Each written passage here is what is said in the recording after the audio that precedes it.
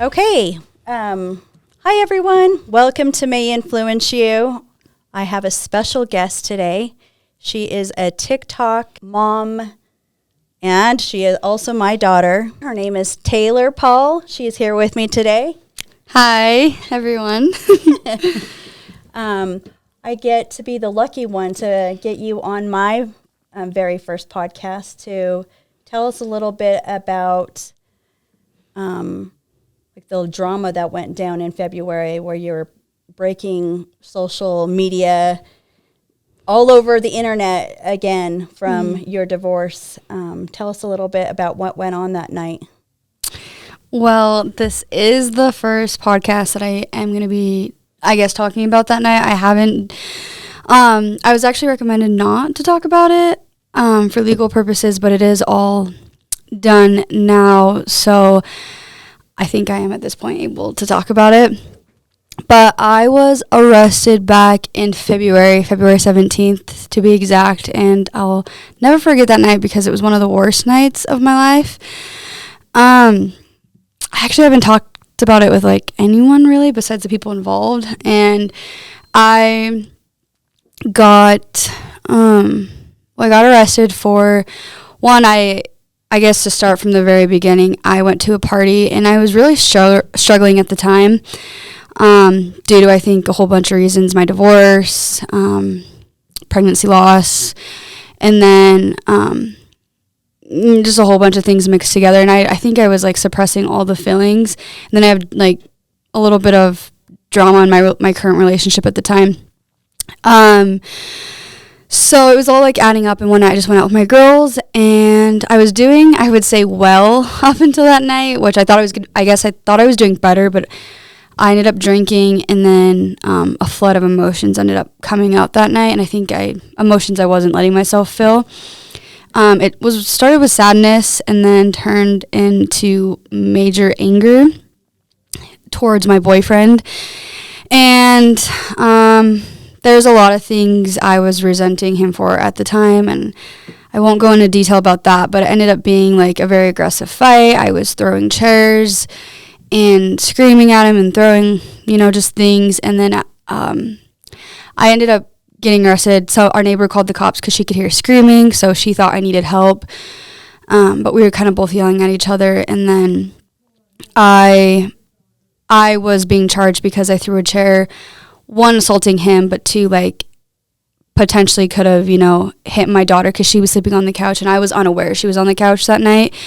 I was, like, blacked out at this point, so I had no idea. Usually they're sleeping up in their bed, so I had no idea she was right there, and I was just throwing stuff, and I got charged with child abuse because it's called reckless child abuse, so you can throw something and accidentally, if you accidentally hurt your child, it is considered child abuse. In this state, I don't know how other states work, but so I got a lot of different charges, so assault, and then, like, throwing things at his car. All of those were, I guess, fast forward, everything was dropped besides the assault, and I'm currently on probation for it. And I'm on probation for 3 years, and if I do good, it could end early. If I'm well behaved. But yeah, that's like the gist of that story. It's like a short version. Sure. I know a lot of people think that the chair actually hit Indy, which it did not, and a lot of false information was going around social media, and I know that had to have been tough on you and everybody that you're around. Yeah. It was exaggerated. Like, there were things on the internet that were like false stories, things were exaggerated, and it was a horrible night, and it was like, I know that I was at fault for one, drinking that night, and then initiating the fight. I know, and I think that's why it's like so hard on me to even like think about this, and it's actually really hard to talk about still because it comes with like a lot of guilt and shame, and that was like one of the worst times in my entire life. And not only that, are you feeling that with doing that and knowing what you did, but also the entire internet judging you for it. So it's like, you're a child abuser, you're a domestic violence like abuser, and it's like she probably abused her ex-husband. And so all these like assumptions are coming out. And one, I'm like a really passive mom. Like I have never spanked my children. I'm just like really easygoing, if not too easygoing. Like they kind of walk all over me because I'm just chill with my Very kids. chill. Yes, and it's also, I know that because she is my daughter, and like I've stated before, and my husband, we were totally shocked that she was going to jail, especially for some kind of violence, because over 29 years, she has never even raised her voice at her parents throughout her whole life.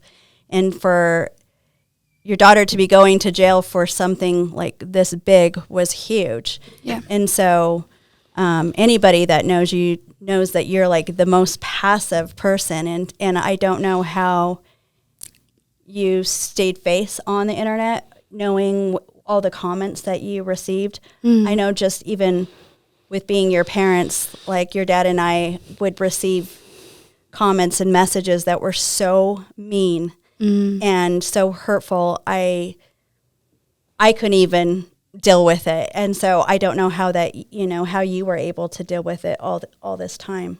Yeah. I mean, what do you do to help yourself get through all the negativity that you're going through?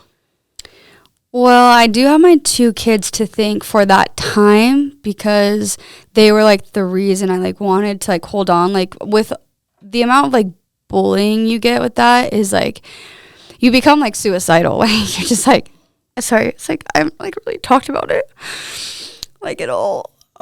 It's just like really hard because you feel like all this guilt and shame, and then you see all these people like kind of like feeding that, and they're like, you are a horrible person, you are a horrible mom, and so you like start to believe all these horrible thoughts. And so I was in my bed for like 2 weeks because I ended up getting both kids. Like my ex-husband was like, hey, I can give you a break, like I need you to figure out your stuff before I want you with the kids. And I completely understood given the circumstance. And so I didn't see my daughter for a month, and that was like the hardest thing I'd ever been through. And my son for 2 weeks. And so it was really hard at the time. I was in bed for I think 2 weeks straight crying. And my boyfriend that I assaulted thankfully was there by my side, because I think he knew all the stuff I was going through. And yes, it was like awful, but I think he knew it wasn't extremely personal to him. I think I just went psychotic one night, and he was just the one there. And unfortunately, that's how it turned out. And so it was just like really hard for those 2 weeks. And I honestly don't know the advice I would give other than like just holding on. Like it does get better eventually, and it's really hard in that moment to like believe that it does. Like I was just had I never thought to be suicidal, but I was like in that moment I was like, I just don't want to be here anymore. And I cried to my boyfriend, and he would like hold me, and I'm like, and the pain without your children is like really, there's no like, I can't describe it. It was the most painful thing I've ever been through. So that was hard, but looking back at it now, to tell myself then, it would be like just to hold on and get through it. And the internet doesn't determine like your self-worth, and they don't know the story, the extent of the story.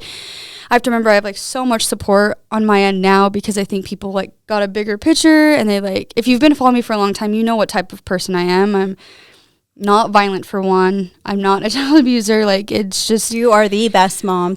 I think that is your best character trait. Like you are just the best mom, which is hard to believe now, because the last year has been a shit show, and I have been selfish, and it's been really hard to get through these things. I've never experienced divorce, and I never experienced the level of it was all over that. My divorce was all over the internet as well, so I was getting, that's a whole other story in itself. But to have all of that, I publicly, yeah, I was just struggling, and I did have a lot of selfish tendencies at that time. I was putting, my feelings and all of that before, and I wasn't the best mom I could be, and I know that I am. And so this last year, I wouldn't admit that I have not been the best of the mom, like the best version of a mom. So it's like, but other than that, and before, I think I have been a great mom, and I will continue to be one. And these are major learning lessons that, I've learned.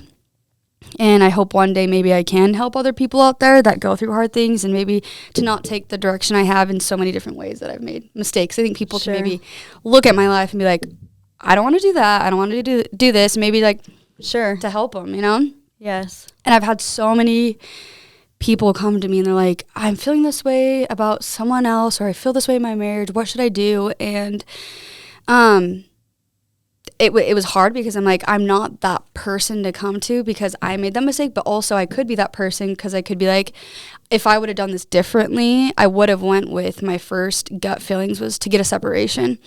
Mm-hmm. And I asked for that twice, and I think going back, I would have just done that instead of like progressing in the shit show that we were in.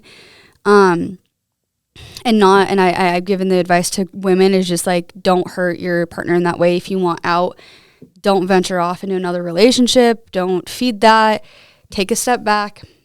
See if you don't want to be with that person or do. And then if you don't want to be with them, then go. Like, you don't need to hurt them twice. And that's the mistake that I made, you know? Yeah. I think people just jump into, you know, just I want to get it over with. And they jump and not really looking at, you know, like your two kids and, you know, what it affects and who it affects. And I think that would be hard. And knowing all of this, I've gone through it with you. And so I know the person that you are, the character that you are. So many people don't know the real, you know, Taylor Paul.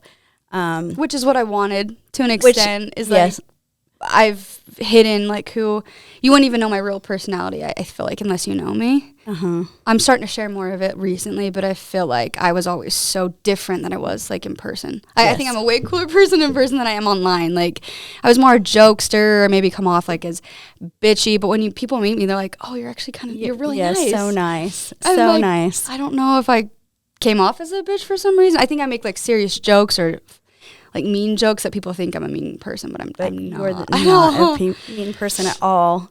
I know. I know so many people love you, and you have a lot of great followers and great people who, you know, do have your back and who are also nice out there and loving and forgiving and know that, you know, stuff happens in life, and that's how we learn from all our mistakes to get on to the, you know, to maybe better someone else. And also better ourselves. Yeah. And you've been amazing to help me. My mom was she was behind me all of, like, I feel like every step of the way, like, helping me. So thank you for that. Oh. That's kind of embarrassing for me. No, I don't know. Of course, I'm your mom, and I'm always going to have your back and always have, you know, your best interest.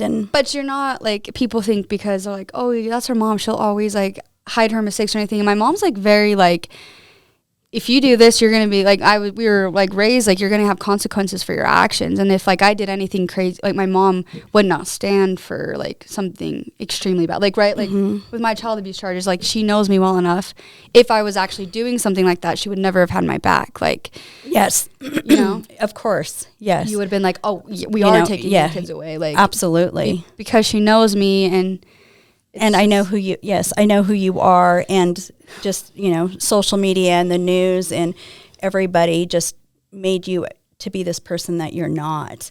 And it actually gave me and your dad, and I'm sure you, like, just the process of like the news and what's out there. And they don't always tell the full story, and they don't always tell the truth, and the way that like the whole process, if you get arrested and you have to go through court, like we never have experienced any of that before in our family. So that was a whole different ball game for sure. And we got to learn a lot. And it also gave me like sympathy for like people that when we'd see them in court and be able to like, you know, they're somebody else's daughter or son, and they're, you know, maybe the choices that they made weren't right at the time, but they're probably still a great person. And before, like, you know, if you went to jail, I would be like, you know, like kind of judgmental. But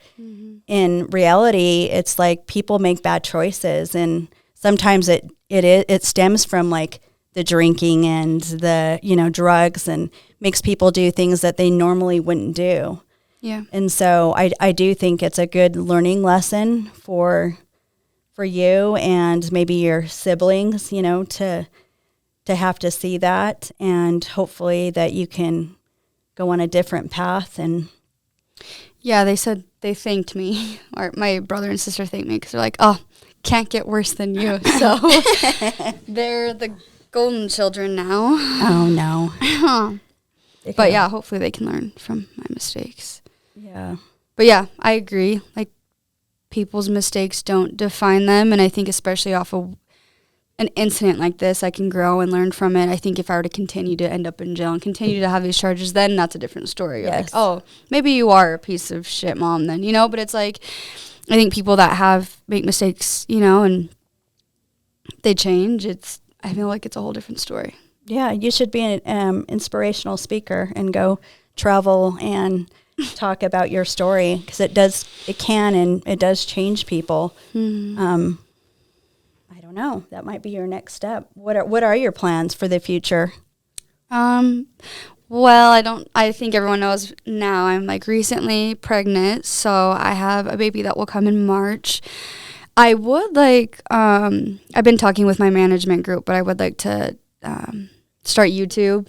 I think a family YouTube channel would be really fun, and social media can be very dangerous and toxic, I think, in relationships, and toxic anywhere, actually, if you don't use it right. Yeah.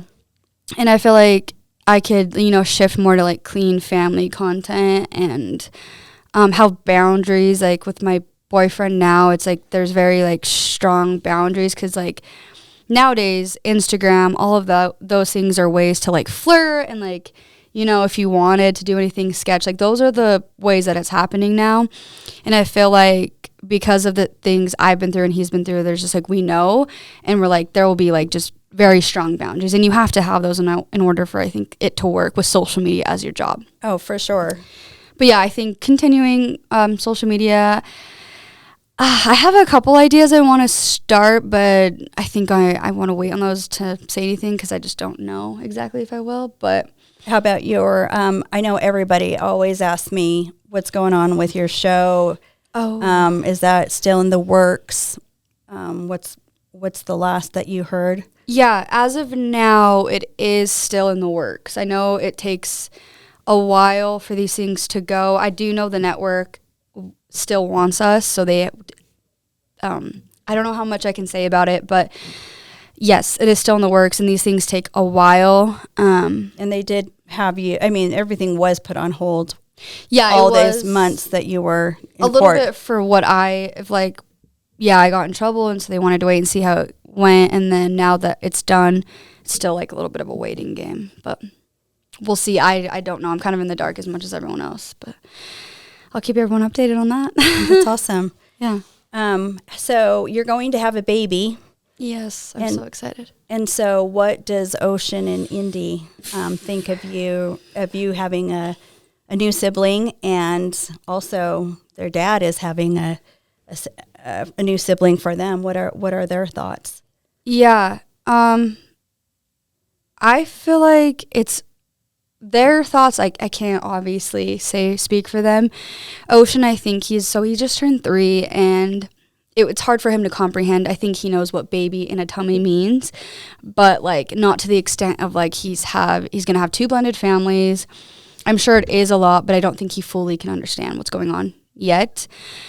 Indy, on the other hand, does know what's coming. I think she's the one that struggles more with, like, I know it's hard for her to go back and forth, and that's still an adjustment for them. And that's been really hard to see, is like her adjusting, and they will be getting siblings, and for her she's hard to read, because she's kind of like me, where she suppresses like feelings. And so I was actually talking to her last night, like, how do you feel? Like, are you excited? And she does say she is excited for a sibling. She wants both of us to have girls. So she's getting a sister. She wants me to have a girl too. So I think she's excited for sisters.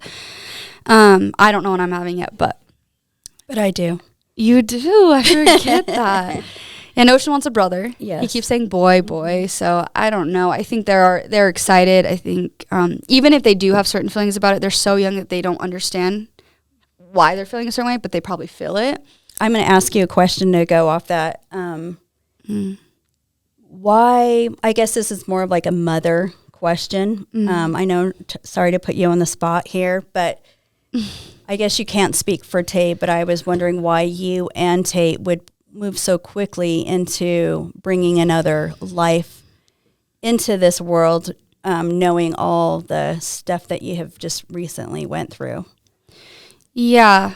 Going along with that, yeah, like you said, I can't speak for him, and I don't know how he feels and what their intentions were and how they're feeling. But for me, I can honestly say that, one, I love Dakota a lot, and I did have like a miscarriage, back in October, and I feel like there comes with a certain craving when you lose. Like, it is known to like that you want that you lost it. It comes with more of that. But back then I was excited. So it's like that hasn't changed. But I did tell you and Dad that it's my best version of me, like, is being like pregnant and motherhood. And I think I just got so sidetracked from that with like, our group of friends, that I forgot that that's what I love. And that's like the best version of me is taking care of kids. Like, that's just something I just like you love, forgot. And that's what I love. And you're so good at it. And I do want like, not a couple more after this, but I did know I wanted more kids. And so it's something I knew I wanted. And I don't know, like, I am excited. There's no reasoning, but also I think once Tate and I felt like maybe a void for a long time, or like just not a strong love, and so that we both found it was like exciting, and we wanted to progress with it. I can't say for him, but I do know that for me that's kind of how it's gone. Well, that's great. Well, I love your two kids more than life itself, so I know I will love the next one just as much. So I'm excited too, and yeah. I think it's great that you're starting to be happier, and I could only see you moving up, and hopefully you can continue to be happy. Yeah, I agree. So I do have a question. I know everybody always asks as well, and I'm sure you've got this on your other podcast, but I thought they were kind of silly questions, but just to get off a little subject.